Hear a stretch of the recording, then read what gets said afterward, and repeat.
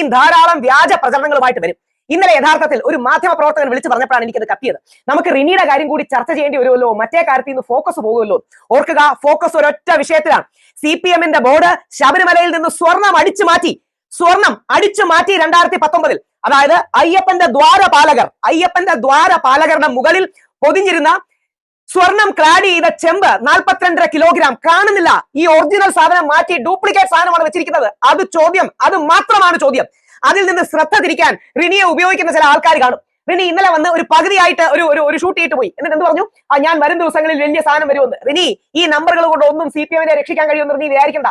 Devaswom board Unnikrishnan Potti ശബരിമലയിൽ നിന്ന് സ്വർണം അടിച്ചു മാറ്റി. ഓർക്കുക, കേരളത്തിലെ ഏറ്റവും പ്രധാനപ്പെട്ട തീർത്ഥാടന കേന്ദ്രങ്ങളിൽ ഒന്ന്, ഇന്ത്യയിലെ ഏറ്റവും പ്രധാനപ്പെട്ട തീർത്ഥാടന കേന്ദ്രങ്ങളിൽ ഒന്ന്, ലോകത്തിലെ എണ്ണം പറഞ്ഞ തീർത്ഥാടന കേന്ദ്രങ്ങളിൽ ഒന്നായ ശബരിമലയിൽ നിന്ന് ഉണ്ണികൃഷ്ണൻ പോറ്റിയും അയാളെ സപ്പോർട്ട് ചെയ്യുന്ന ദേവസ്വം ബോർഡും സ്വർണം അടിച്ചു മാറ്റി. എന്നിട്ട് കള്ളരേഖ, വ്യാജരേഖ ഉണ്ടാക്കി. ഇതാണ് പ്രശ്നം.